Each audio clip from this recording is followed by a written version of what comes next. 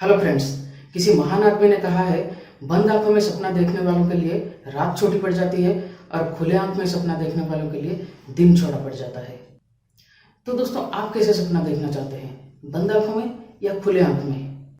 दोस्तों, मैं आपको ये बता दूं, अगर हम रात को सपना देखते हैं तो इसके ऊपर हमारा कोई कंट्रोल नहीं होता है और हमारा जो स्लीप का पैटर्न भी डिस्टर्ब होता है, जो कि सेहत के लिए अच्छा नहीं है।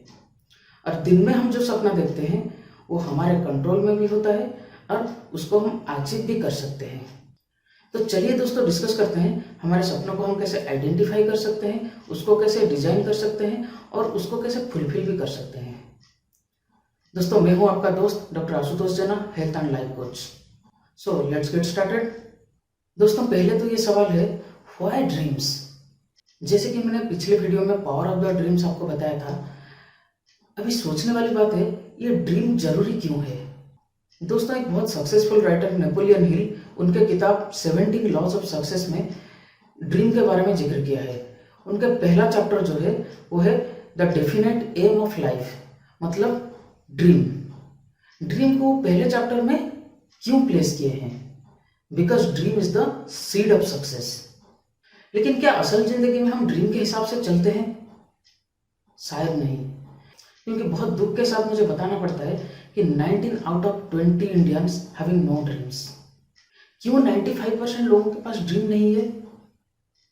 क्योंकि हम एक उसी तरह के ट्रेंड पे पड़े हुए हैं। दोस्तों, ज़्यादातर सोसाइटी में सिखाया जाता है डिफॉल्ट मोड में चलने के लिए, उसको डिजाइन करना बहुत कम लोगों को सिखाया जाता है। और आज हम सीखेंगे how to identify your dreams, how to design your dreams and how to be succeed in life.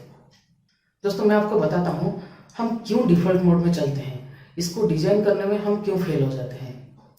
देखिए, मैं आपको एक सवाल पूछता हूं, अगर आपको 10 से 50 किलोमीटर जाना होता है तो आप कैसे जाएंगे? शायद आप बाइक पे जाएंगे या बस पे जाएंगे या फिर कार पे जाएंगे। लेकिन अगर आपको 200 से 500 किलोमीटर तक ट्रैवल करना है तो आप कैसे जाएंगे? शायद कार, बस या ट्रेन पे जाएंगे, लेकिन बाइक को आप इग्नोर कर लेंगे। अगर उसी जगह आपको 1000 से 3000 किलोमीटर तक सफर करना है तो आप कैसे सफर करेंगे? शायद आप ट्रेन पे जाएंगे या फिर फ्लाइट लेंगे, लेकिन कार, बाइक और बसेस को आप भूल ही जाएंगे। अगर आपको इंडिया से कनाडा जाना है, ऑस्ट्रेलिया जाना है और यूएस जाना है और यूरोप जाना है तो आप कैसे जाएंगे? ओनली चॉइस इज फ्लाइट, क्योंकि ट्रेन आपको वहाँ पहुंचा नहीं सकता। एक तो टाइम भी बहुत लगेगा और दूसरा चीज क्या है, बीच में समंदर आता है, ट्रेन उड़ के नहीं जा पाएगा, इसलिए आपको अल्टीमेटली फ्लाइट लेना पड़ेगा। तो इससे हमें क्या सीख मिलती है? जैसे जैसे हमारा डेस्टिनेशन बदलता जाता है उसी हिसाब से हमारा व्हीकल्स भी बदलता जाता है। और यहाँ व्हीकल का मतलब क्या है? जिसके ऊपर हम सफर करते हैं। मतलब ये हमारा जॉब हो सकता है, हमारा प्रोफेशन हो सकता है और हमारा बिजनेस भी हो सकता है, जो कि हमारा जिंदगी का व्हीकल है, जिसके ऊपर हमारा जिंदगी ट्रैवल करता है। लेकिन हम क्या करते हैं, चलते चलते जो भी व्हीकल हमें मिल जाता है उस पर बैठ जाते हैं। वो जिस स्पीड में चलता है हम उसी स्पीड पे चलते हैं और जहां वो रुक जाता है वहीं हम उतर जाते हैं। लेकिन हम अपने हिसाब से कोई व्हीकल चूज नहीं करते हैं, अब क्योंकि हमारा डेस्टिनेशन हमें पता नहीं होता है। इसलिए डेस्टिनेशन का पता होना बहुत जरूरी है, जिसको हम ड्रीम बोलते हैं। तो अभी सवाल क्या है, हम अपने बच्चों का ड्रीम को कैसे आइडेंटिफाई करेंगे और उसको कैसे डिजाइन करेंगे। तो चलिए डायरेक्टली पॉइंट पे आते हैं। इसके लिए क्या करना होगा, पहले अपने बच्चों को डिफरेंट फील्ड का एक्सपोजर देना होगा, चाहे वो डांसिंग हो या म्यूजिक हो, चाहे वो कोडिंग हो, चाहे स्पोर्ट्स हो या फिर चाहे पब्लिक स्पीकिंग हो, जो भी हो, बहुत सारा एक्सपोजर उन्हें देना पड़ेगा। उसके बाद हमें उनका स्ट्रेंथ और वीकनेस को एनालाइज करना होगा, कौन कौन सी फील्ड में वो स्ट्रांग है, कौन कौन सी फील्ड में वो वीक है, उसको पूरा नोट डाउन करना होगा। Because every child is unique and special, और हमारे बच्चों में क्या यूनिक है और उनमें क्या स्पेशल है उसको हमें आइडेंटिफाई करना पड़ेगा।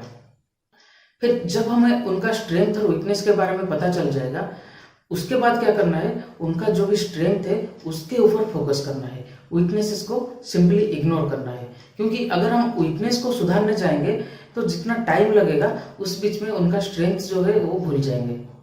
इसलिए मैं फिर से बताता हूँ, वीकनेस को सिंपली इग्नोर करना है एंड स्ट्रेंथ पे फोकस करना है। और जो भी उनका स्ट्रेंथ है उसको कैसे बेहतर बनाया जा सकता है, उसके अकॉर्डिंग हमें प्लान करना होता है। उसके बाद उनका इंटरेस्ट हमें एक्सप्लोर करना होगा।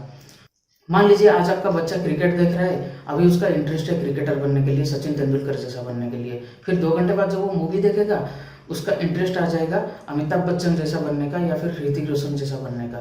तो यहाँ क्या हुआ, उसका जो इंटरेस्ट इमिडिएटली शिफ्ट हो गया। फिर शाम को आप जब न्यूज़ देख रहे होंगे वहाँ मुकेश अंबानी और रतन टाटा का कोई इंटरव्यू आ गया, तो आपका ड्रीम में बैठ जाएगा उसको बिजनेसमैन बनाना है। तो उसके ड्रीम को वहीं हम कुचल देते हैं और अपना ड्रीम उसके ऊपर थमा देते हैं। तो इसमें क्या होता है ना, अपना ड्रीम का एक खिचड़ी हो जाता है। फिर अगले आधे घंटे में आपका डोरबेल बजता है और आपका पड़ोसी मिठाई का एक पैकेट लेकर आता है। जब आप पूछते हैं ये क्या है, वो बोलता है मेरे लड़के को यूएस में जॉब मिल गया है, इसलिए आपके लिए मिठाई लाया हूँ। तब आप मिठाई को रिसीव तो कर लेते हैं, लेकिन आपके दिमाग में फिर एक दूसरा भूत सवार हो जाता है कि कुछ भी हो लेकिन अपने बच्चे को यूएस तो जरूर भेजना है, यूएस में उसको नौकरी चाहिए। इसमें क्या होता है, आप अपने बच्चे का ड्रीम तो डिजाइन नहीं कर पाते हैं और खुद भी उसके ऊपर लोड ज़्यादा डाल देते हैं। सो हमें करना क्या होगा, पहले तो उनका इंटरेस्ट को एक्सप्लोर करना होगा, फिर उनका स्ट्रेंथ और वीकनेस को जो हम एनालाइज किए हैं उसके साथ उसको मिलाना होगा। मतलब उनके इंटरेस्ट के हिसाब से उनका स्ट्रेंथ और वीकनेस को हमें फिट करना होगा।